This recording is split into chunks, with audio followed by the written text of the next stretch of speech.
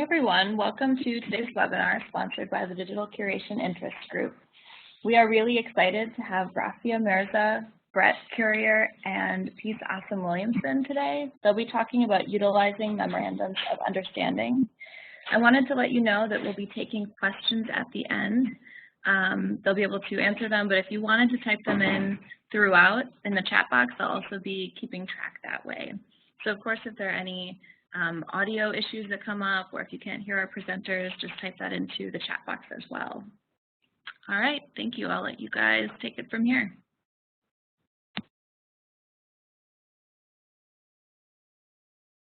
Hi everyone. I sent out in the chat box, but just so you know, the link to the full workbook is at bit.ly/UTA-MOU.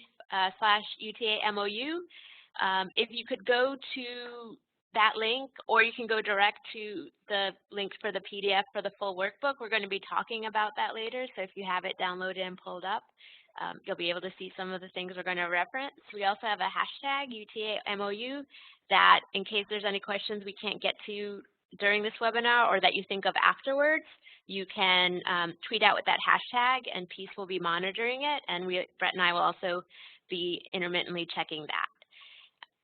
The three presenters, so my name is Rafia Mirza. I'm the Digital Humanities Librarian at UTA, and you have my Twitter handle and my email, again, in case you have any questions. Also, in this webinar, Peace Awesome Williamson, who's the Research Data Librarian, with her Twitter handle and email, and Brett D. Currier, the Director of Scholarly Communications. And again, feel free to contact us on either medium.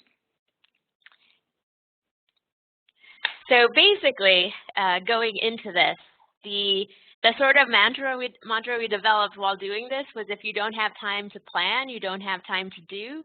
Sometimes it's easy to sort of want to get started with a project and just sort of go forward with it. And if it's a large project and you're sort of saying to yourself as a group, we don't have time to plan, then further down the line, there will certainly, or at least we found, there's definitely going to be complications in making sure you can complete it.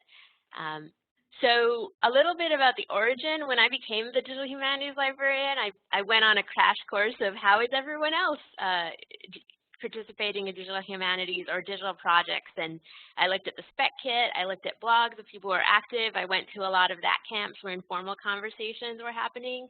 And just in general, there was a lot of conversation about the ad hoc nature as people were getting started. People wanted to just sort of jump on that participating and be able to do those projects. But then what people were finding is, because a lot of it was ad hoc, as they were successful, the consequence of that success, which is great, is that more people wanted to partner with them, but then the sort of level of work or the structure didn't necessarily make that sustainable. So that was one thing that I was sort of keeping in mind as we started participating in these projects. And so we also, this sort of theme about that in general, like traditionally librarians engage in this transactional one-to-one service. My background was as a reference liaison, so it was definitely an experience where, you know, people would come either to the reference desk or they would have a consultation, but it tended to be just sort of a one-off. Definitely for more complicated research, it might be a couple of meetings, but it tended to be just, they would come to me as a liaison for history, and I would be able to help them.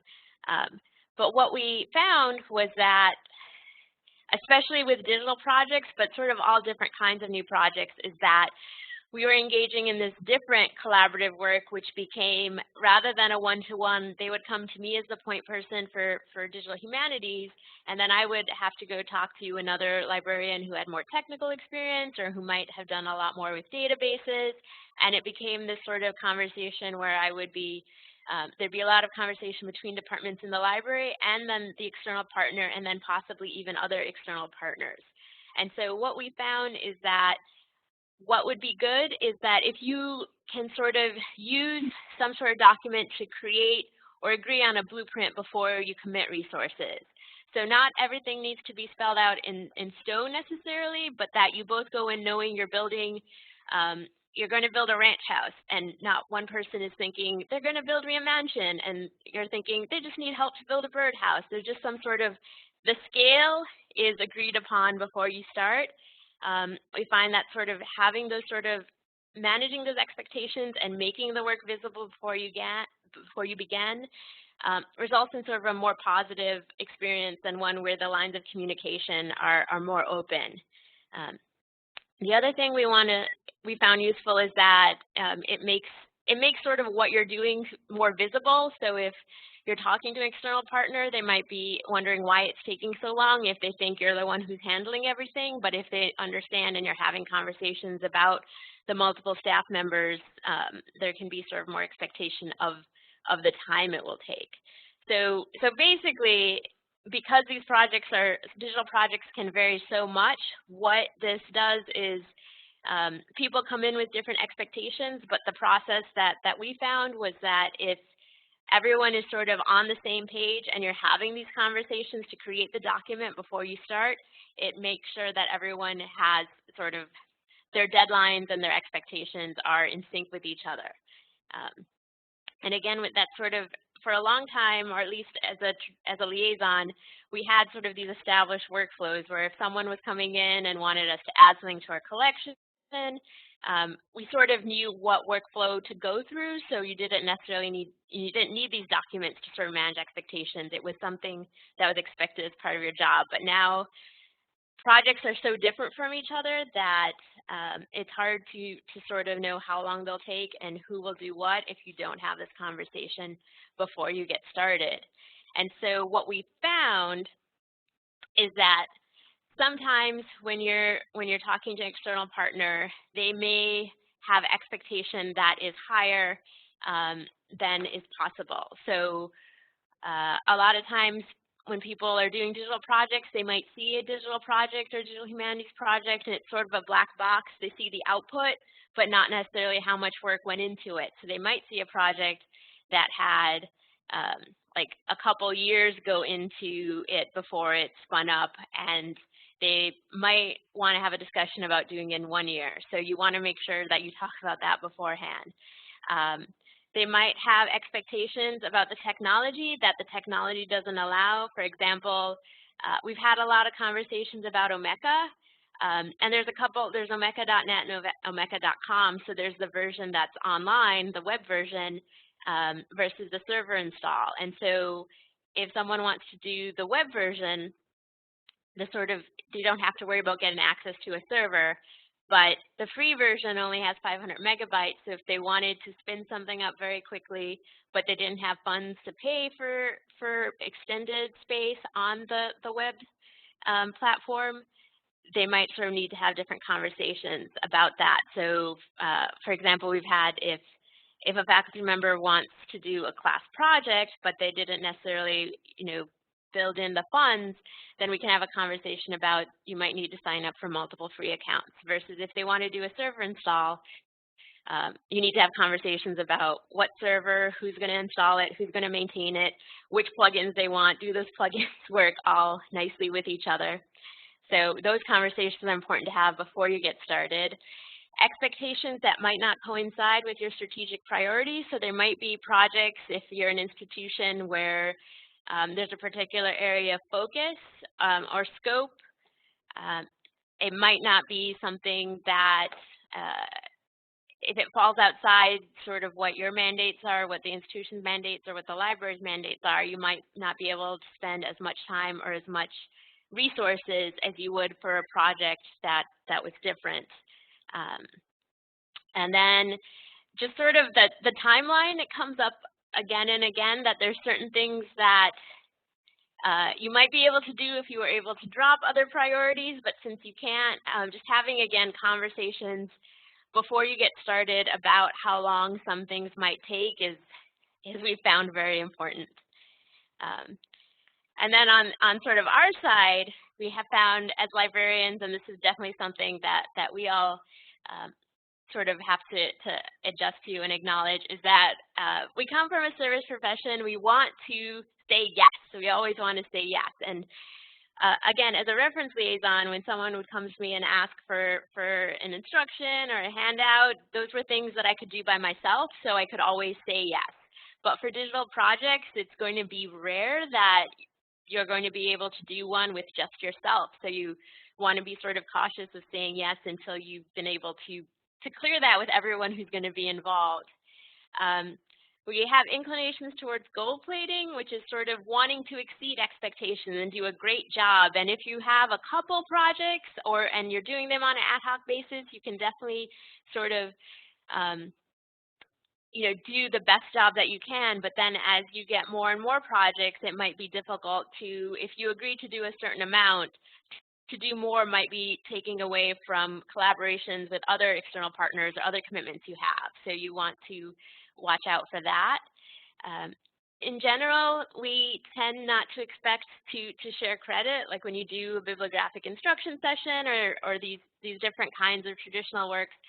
There's not really an issue of shared credit. We'll get into this a little bit. Peace will talk about more specifically, but as you're doing sort of these digital projects that might be large scale, it might be something where the commitment is such that the library or the librarians involved should be getting credit and might need to present or might even be writing papers on that, and you want to, that's different than what we've done in the past historically, and that might be different than what the external partner is used to. So it's, again, best to talk about that before it becomes an issue.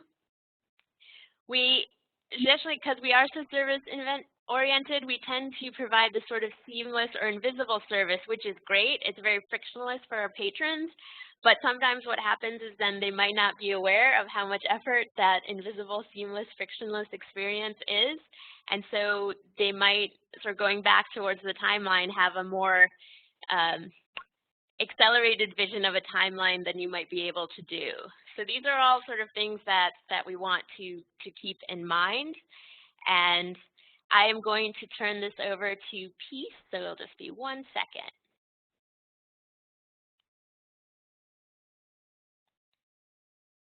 Hello, everybody.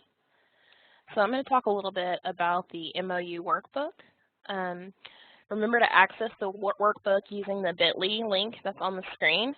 It's just bit.ly/ETAMOU. Once again, you can ask questions through the chat feature or on Twitter using that hashtag UTAMOU. Now, the workbook, we aren't going to be able to go through all of it, but we did want to show you at least some of the components and things that we were thinking about when developing it.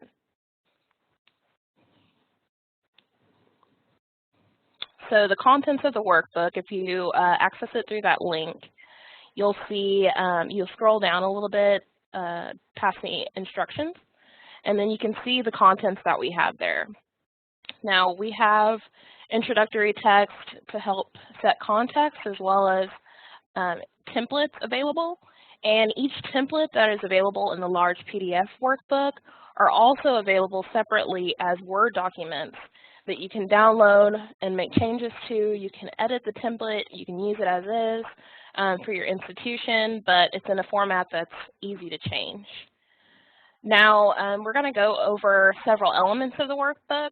As you can see, we have a workflow and instructions. We'll talk about that. We also have a general template that comes with instructions. We'll talk about that as well. And we'll also talk about the estimate of institutional support and the instructions around that. There are other components of our workbook. As you continue to work on projects, you might start to develop specific MOUs for those types of projects that you're doing continuously. For me, that was the systematic reviews, and we also had another librarian in our library, and she manages our OJS system, so she created an MOU for open access e-journal hosting and publishing. But we won't go into too much of that. We'll stick to kind of the general template. Of course, if you have questions, please let us know.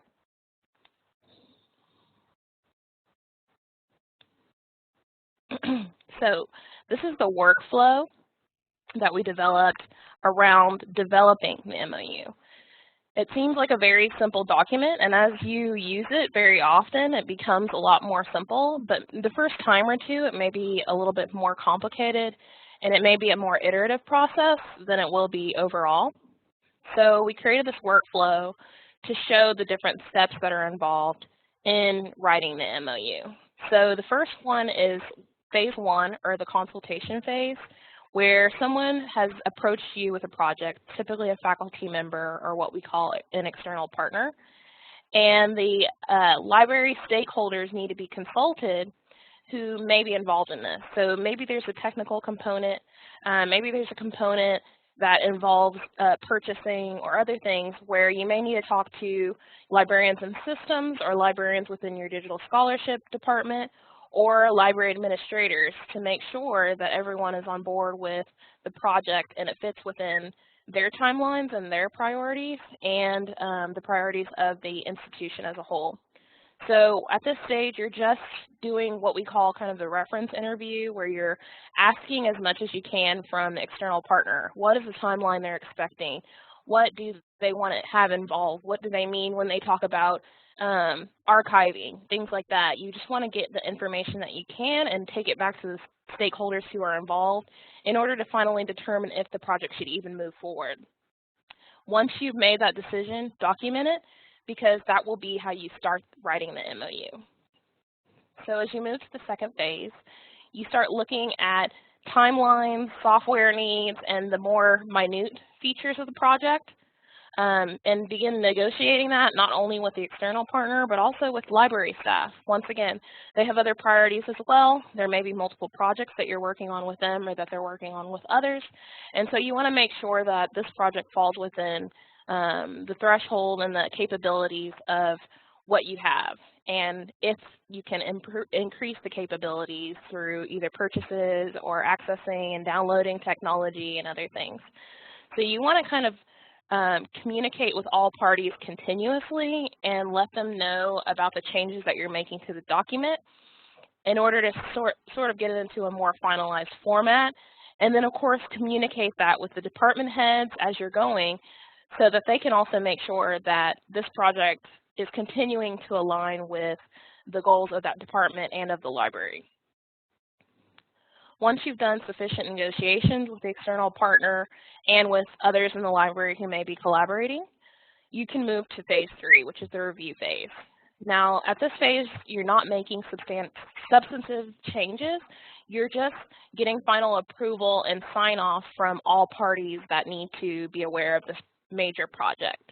So that can include department heads, but it could also include someone that you set aside as an MOU reviewer. And that could be you yourself, since you're attending this webinar.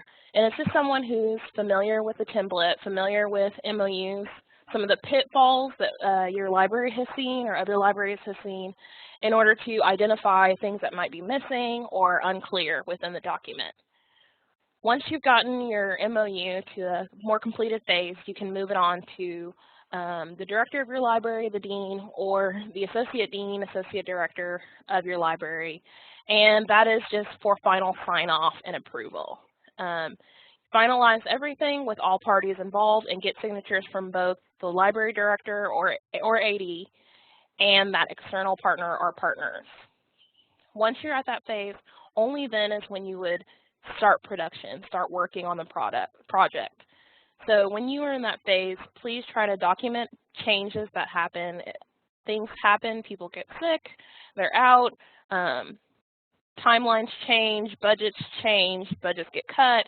There are a number of things that can happen as you're going through the project. Try to document those. We usually go ahead and add addenda if there's a change in timeline, a change in abilities, or any technology. Add those as you're ongoing, because even if you're able to complete the project and you're through, that's an amazing document that you can look back on for future projects and look at where our timeline estimates correct. Do we need to make adjustments? In this kind of project, we're seeing that this is a theme, and so we really need to integrate those things into our project. So that can be really helpful, and you'll complete that documentation and keep that along with your lessons learned and your estimate of institutional support, which Brett will talk about later, and that can serve as a guide for future projects and a guide for possibly future funding or a next step in that project. So maybe you completed one part of it and now you want to begin another MOU for the second part. Okay, so now I'm going to talk a little bit about the template. If anyone has not been able to access the template, please just let us know within the chat. Otherwise, we'll just talk a little bit about the contents. So there's basic building blocks of the template. Those are the things that are kind of necessary in every MOU. We'd probably argue that all of it's necessary, but it is quite a document, and so sometimes it's helpful to start with the basic building blocks and add as you see fit. So things that we deem necessary are the purpose and scope of the project. This is extremely important because you can avoid things like scope creep. You can clearly define planned project outcomes as you see it when you're developing the document. This is very helpful because for assessment purposes, later you can go back when the project is completed and you can see, did we meet those outcomes that we were planning to finish with this iteration. Next are the definitions. So because many parties are involved, you really want to add definitions here, especially if you're talking about technological projects. So think of words that have multiple meanings. So one example is accessibility. Are you talking about the tech version of that, where people can access things on the web? Are you talking about the special collections version of that, where something is just available, whether it's on the web or in person? Or are you talking about accessibility for persons with disabilities? So it's really important to talk about what your definitions are and make sure those are clear within your MOU. Other terms that I can think of are terms like archiving, figures, or even Rafia's Omeka example where she talks about there's a free version and there's a server version. If you're expecting to work on the free version and the external partner is expecting to work on the server version, you're talking about two majorly different things. So it's really good to be clear on what the definitions are and have those set out at the beginning. Next is the background. So the background oftentimes can be your notes from the reference interviews that you had with the external partner when deciding on having this project. That can be helpful because the external partner may have mentioned an interest in other technology not available or some skills that aren't currently available in the staff of the library, other conflicting projects that might be happening, other timeline issues and things like that. Those may not end up needing to be helpful, but it also is there in case you need it or in case something that was talked about but never concluded comes up later. You have the documentation that we talked about it, we put it to the side, and we decided not to go with it. We can talk about it now and see if we want to bring it up again, but we have it notated that it was something we weren't continuing with. The external funding statement is stock language identifying the library as a partner and stating that the library should be included in grant applications as an investigator. This was something we felt was a need for our institution. Obviously, you can adjust this as you need for your institution's circumstances. I know different institutions have different rules for different projects. So I know Purdue Library, for example, they have the 10% rule. If something's going to take more than 10% staff time over a year, it needs to be included as a budget item, line item on their budget, on a grant budget. You can change that wording as you need to, but we have that stock language there for your use at your library.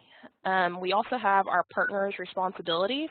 This is extremely important because this is where you identify each person's role within this project. So the external partner and the library, what are they going to be doing? And you want to have a clear and complete description of these roles. And then if things change, so especially if you're working with technology, obviously that can change over the course of a project. Those can be added using addenda, but those are also something that you really want to make sure that's added in there. A good example is what Rafia talked about, that gold plating, or having expectations that are different than what the library can provide.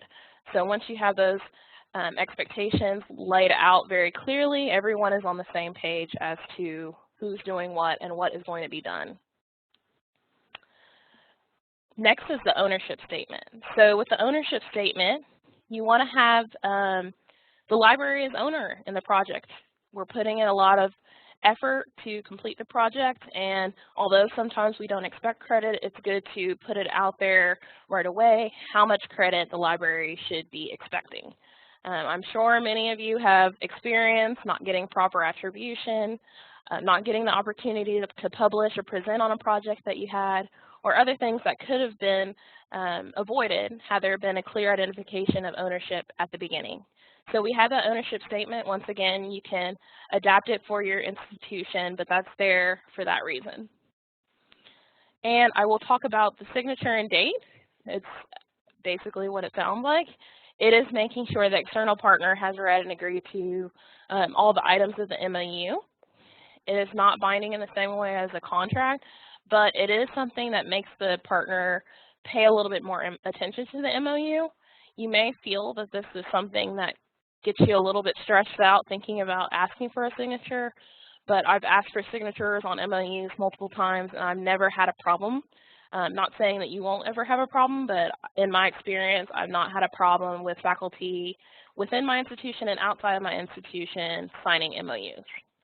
So those are the basic building blocks, and then Rafi is going to talk about optional additions.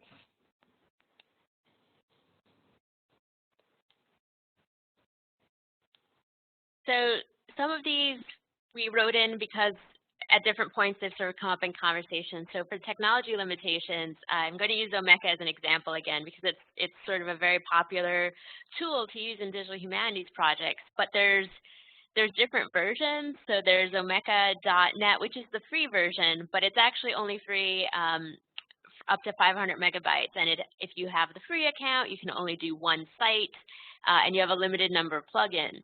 And so if someone comes to you and there's no funding for it, you sort of have the conversation about this is the limitations and this is how much you can do with the free account. You can have more options on, they'll host it for you, and you can get more plugins, more space. There's a fee for that. So it's always best to talk about conversation about fees before you're committed and both parties think the other party was maybe going to cover it. And then there's also the version omeka.org that you can install on a server, and this is the version that allows the most customization. But like most open source software, the great thing about it is that it's open and it's free and you can do what you want. But the drawback is you need to know how to make it do what you want. So if there's a conversation about server space and who's going to be hosting it, the library, the university, sort of all those conversations are good to talk about beforehand. And with most tools, there's the sort of free playing around with it version, and then the more complicated version that needs a little bit more support. So if that's something that is something you had a conversation about, we always say err on the side of inclusivity and add that. Project continuation plan. So we talk a little bit in the workbook when you're looking at the front matter about we sort of, as we've been doing this process, the distinction between a workflow and a project. So workflows are the things that you just sort of are always doing, and so you have that different platform. Whereas when you're using an MOU, one of the things you want to make sure is that both parties can say, once we have done this and this output is achieved, this project is done. So, but you might be with your external partner being like, we want to do, we're using Omeka, we're going to make an exhibit, it's going to have 500 items. And if this is successful, then we want to add on and add some OER resources or other sources. Those you can sort of address and add in project continuation that, we've discussed doing this, this, and this if this phase is successful. And including that, it's sort of, you both know that you've talked about building on this project, but you can't really plan that out until you've completed this phase. So you might have projects where there's phase 1, phase 2, phase 3, and then you just sort of attach. You can have these completed MOUs. So once you complete an exhibit, then the next phase would be, well, we completed this project and now we're talking about building OERs, and that would be a different project with different librarians involved. So that's when you can sort of gesture to that we talked about building on this, but we haven't planned it because we haven't finished the foundation yet. Any contingencies, if it's a project that's sort of grand or there's concern about if this happens or this doesn't happen, if there's hard deadlines, if there's soft deadlines, but if it's a concern of either party that what you need to do if multiple deadlines are, that's sort of the point you would put in where it's like if librarian Smith can't complete this, then librarian Jones has agreed to step in, but they wouldn't be able to do it until this date. You can add that there. The mutually agreed upon workflows. So if you have, with some of our projects in the consultant phase, we've come up with project plans where we've sort of talked to our external partner and said, this is what we think needs to be done, and given that to external partner, and we've sort of had this back and forth. But if you create any sort of project plan or workflow, we would say attach that and add that to it as well. Archiving and preservation plans, this is something that came up at different back camps and literature I've read about, where sometimes you get so excited or you're so involved in like getting the project off the ground, you don't actually have the conversation about how long you're going to keep it up, or if you're going to archive it in your special collections or your research commons or your repository. Is it even the kind of project that can be archived? Like if it's something that has to be in software, would archiving it be doing a video of the experience?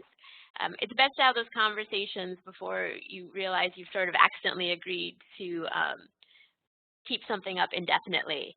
And then the anything else is just because, again, projects can be unique and there might be things that you've discussed or wanted to add. We encourage you to modify the document to suit your needs. So one second. I'm going to hand the headset over to Brett. Hi, this is Brett. I hope you all can hear me.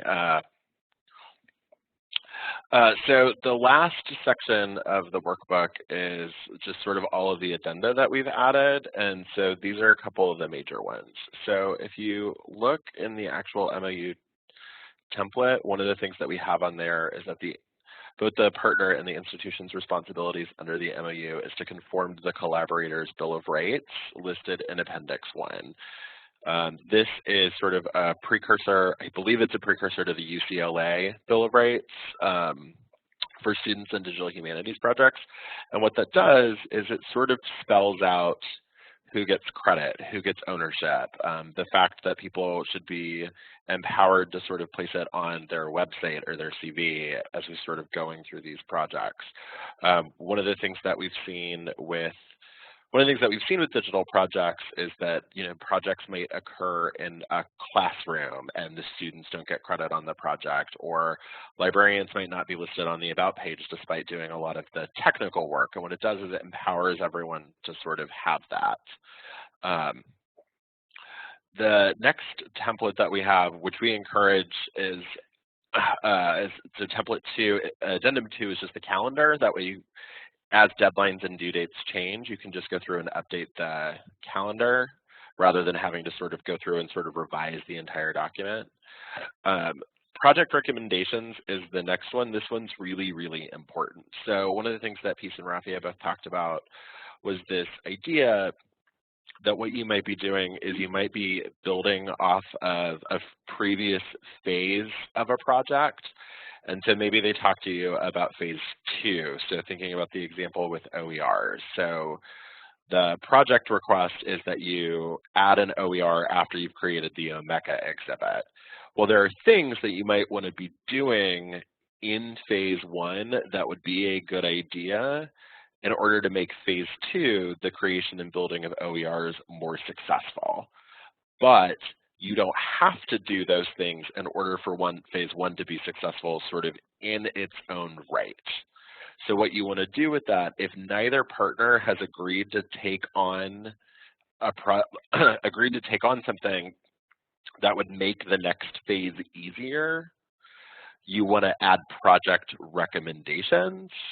And those are just going to be things that were like, we know that you want to do this next phase. This will make your life easier, but it's not integral to the success of the current phase of the project and sort of what we're talking about. The next one is sort of upfront costs. So let's say that you know that you have to purchase a statistics program in order to make that project happen at all. So if the library agrees to do that before the MOU gets started, you just want to include that as an upfront cost. We're going to go over the estimate of institutional support on the next slide. And then finally, there might be other things that you have addenda for that might be relevant to sort of you and your local institution. So this next one, the estimate of institutional support, we've sort of learned about through our grants librarians that we have here at the university.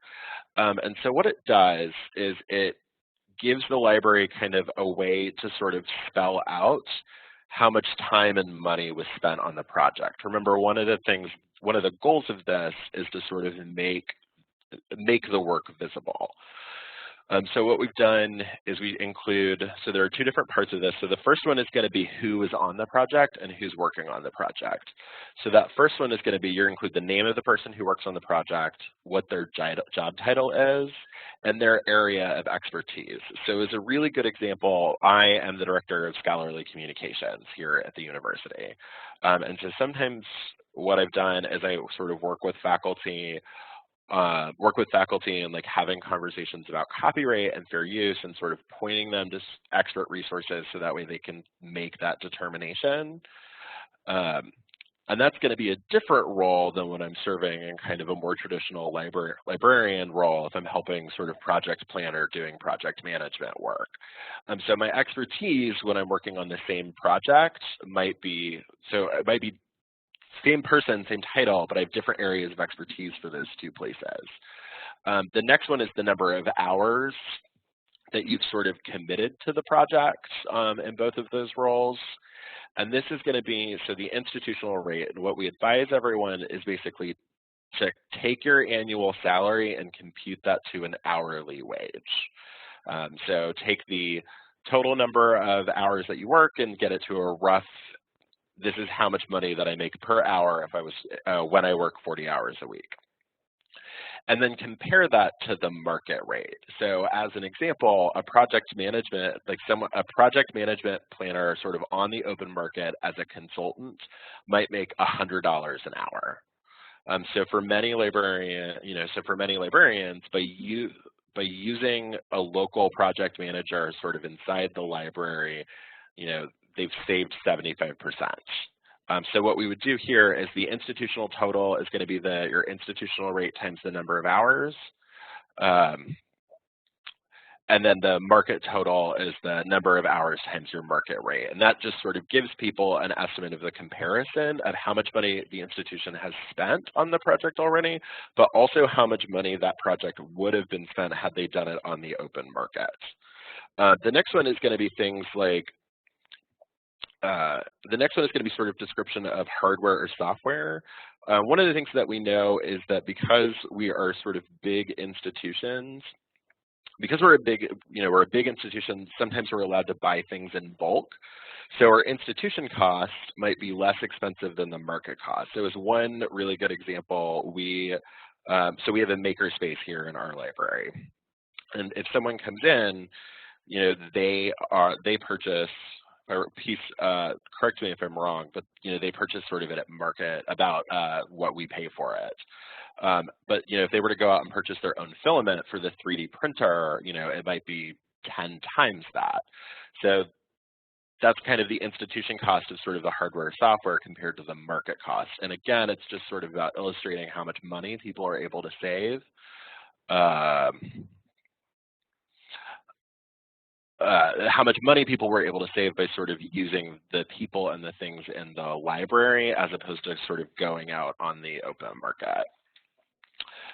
The last couple of things is, so we've talked about, so this is sort of so we laid out the workflow and the general template and the estimate of institutional support. As Peace mentioned, one of the things that we've done is we've done 2 projects enough that we have MOUs for standardized projects. So the first one is for systematic reviews, which Peace created, which is a specific MOU, specific project in sort of the biomedical sciences. And then the other one is for open access e-journal hosting and publishing, which was created by the librarian here, whose name is Phaedra Wells.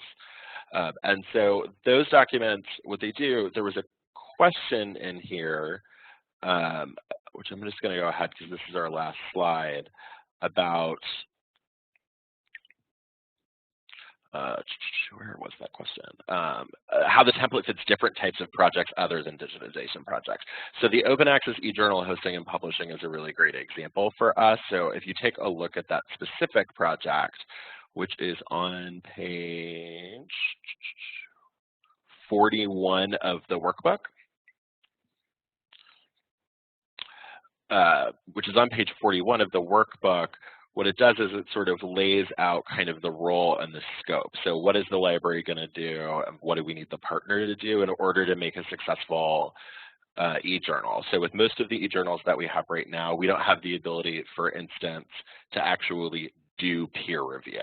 Like we don't have subject expertise in the journals that we host. So what we need is we need partners to sort of identify the people who can do the peer review. So those are the kinds of projects where you can still use this template. Some of the other things that we've considered talking about doing is even using them with FabLab, with sort of our makerspace, projects as well. So that hopefully answers that question. Jen, if you have any additional things you want to add in the comments, if there's anything we haven't answered. This is our last slide, so we're going to go ahead and start fielding some of the other questions.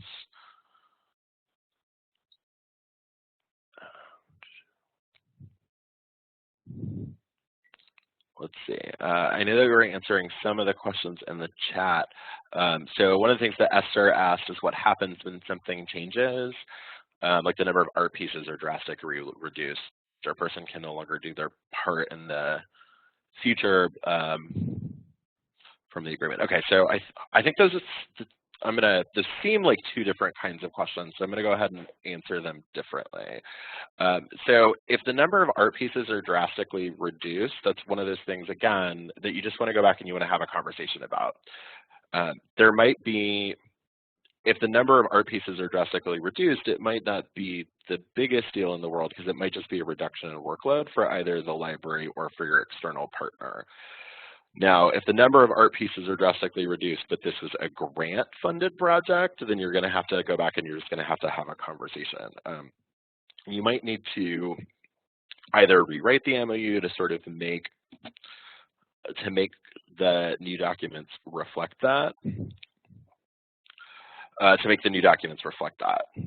The next question from Esther, which was, what happens if a person can no longer? Yeah.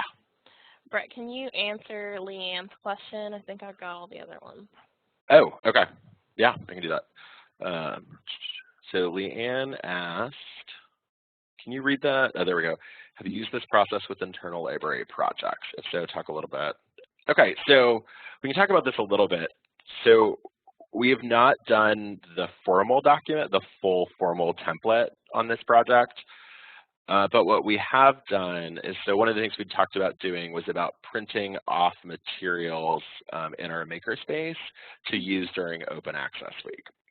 For any of you who have 3D printers in the library, one of the things you can't get around with a 3D printer is it just takes time to print the document, and that was our software hardware limitation. So while we didn't sit down and write the full project description and the full template for an internal library project, what we did do is we went through and we did the partner's responsibilities under the MOU and the library's responsibilities. And basically what we said was, is that we sort of clearly identified who's going to be responsible for identifying which things to print. And we talked about who was going to print them and who was going to be notified, and if there were issues with budgets, who was going to go talk to administration. So what we did is we just very clearly laid out the project plan, and we did write up the whole document, and we even wrote it out in phases. So it's like we can't do anything until the specific files had a few errors. So people in our makerspace had to fix the errors. So that was the first phase. And then when that was done, then we talked about printing and how we were going to make the decision to print. And then after we talked about printing and after everything was printed, that was the end of phase 2. And then the beginning of phase 3 was talking about creating programming and workshops around those documents.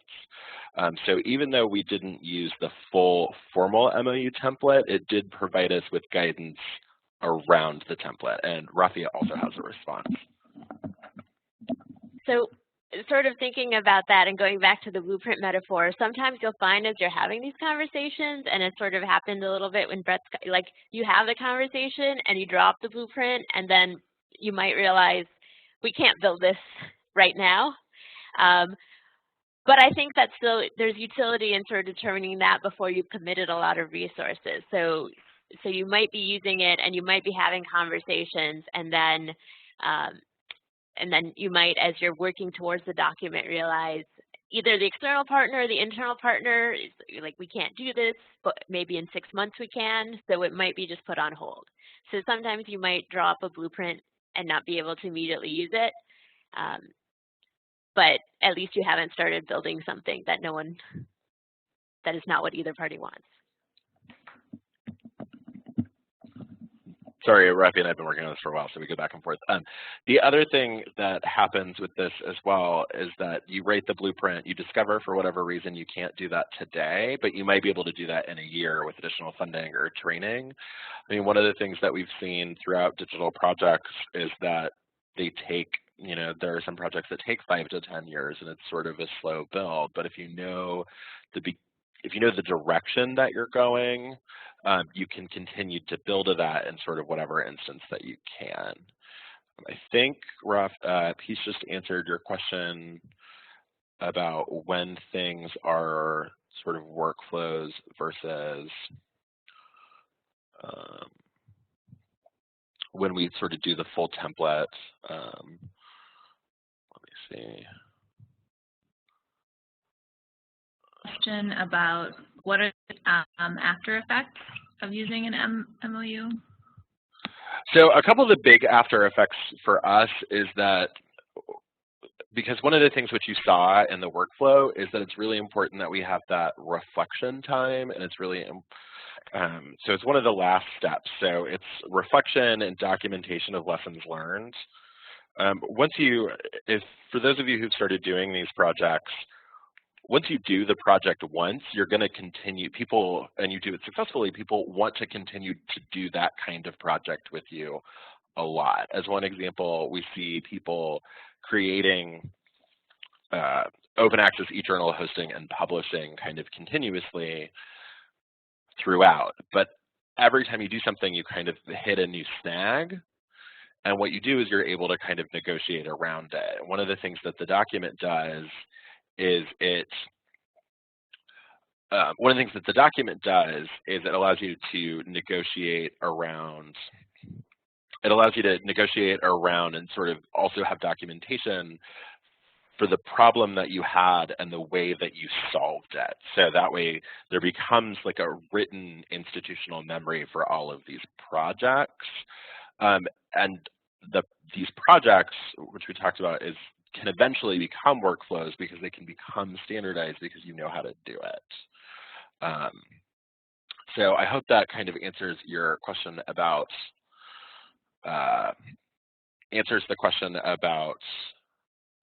what's sort of the output.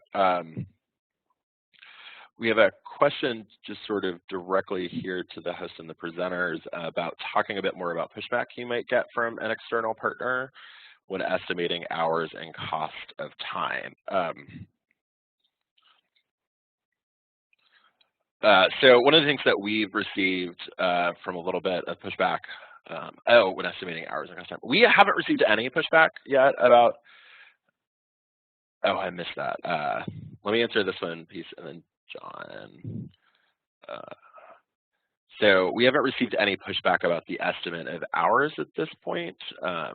We don't expect to, because the reason that we're doing that is we're making the work visible, but then what we're also doing is showing how much the institution is sort of committed to the project.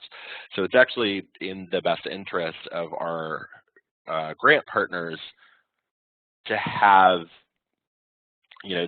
something that shows how much time was committed and how much money was committed to that project.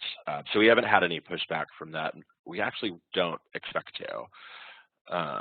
John, you had a question. I'm just seeing non-binding piece. Can you? John, could you clarify what you were asking?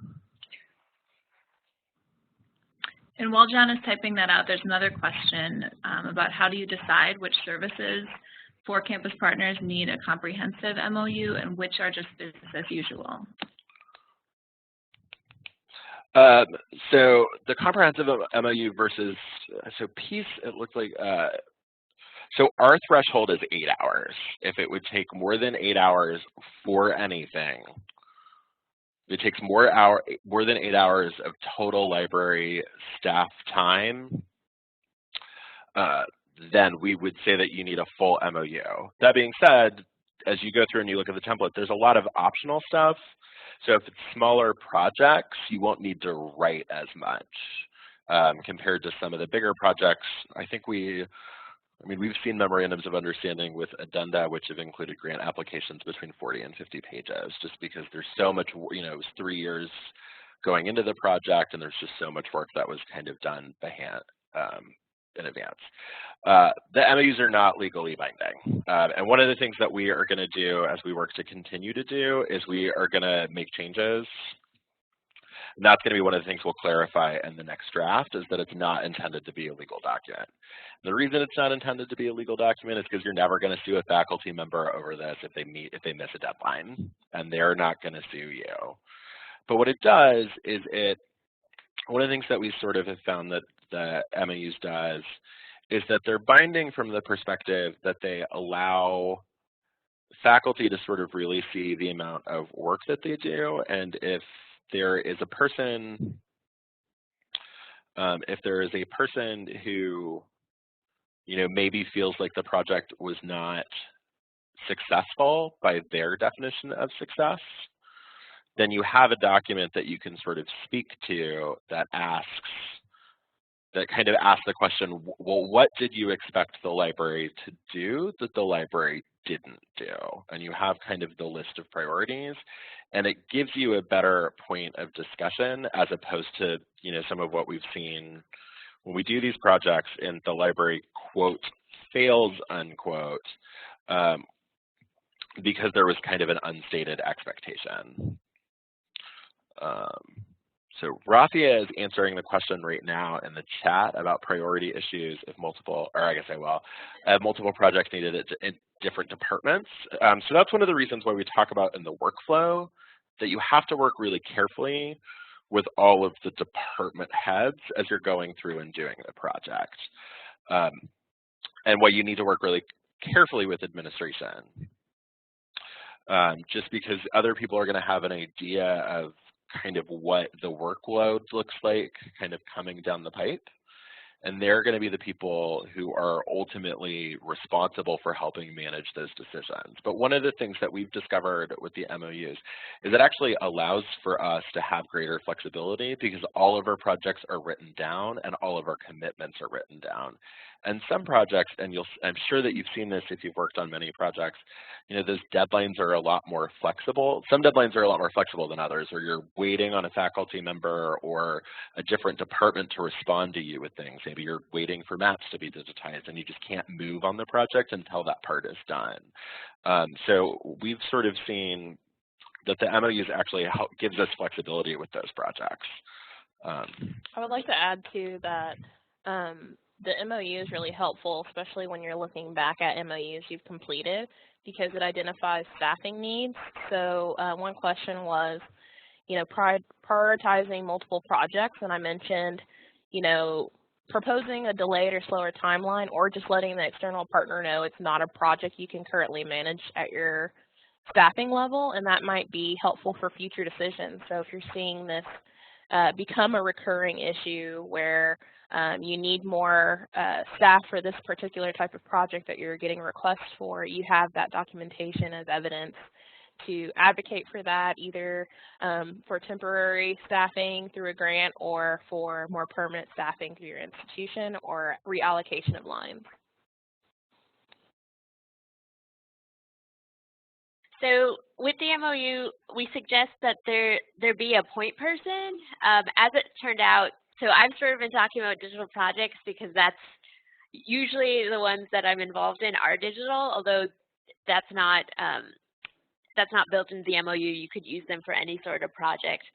But we recommend that at some point there be a point person, and that person is probably the initial point of contact, and they're sort of writing it, but in the ones that I've written, sort of when I'm doing that workflow, anytime I have the consultation with the librarian who might have more technical expertise, and say, I think this is what you're going to be doing, modify it to suit what you'll actually be doing.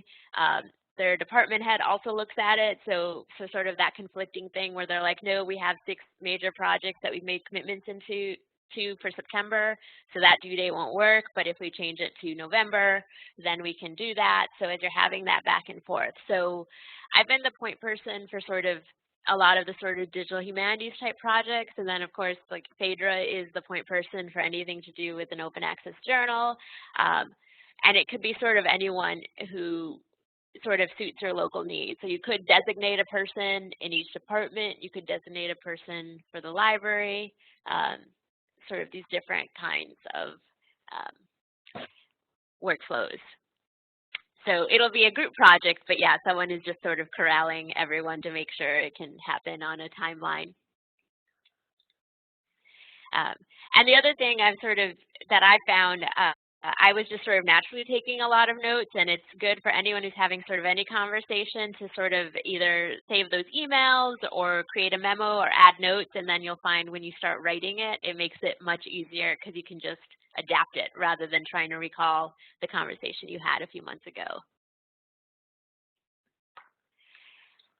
Okay, I think we're at time, and I hope we've answered all of the questions, but again, if anyone has any questions, if you use the hashtag UTAMOU, Peace will be monitoring that, and you have all of our emails and our Twitter handles to follow up with any one of us. Thank you, and I hope you found it useful. Yeah, thank you so much to our presenters today. This was very useful, speaking for myself and also for, I think, our 100 attendees today. So we will be sharing this recording back out on the DCIG listserv. Thank you so much.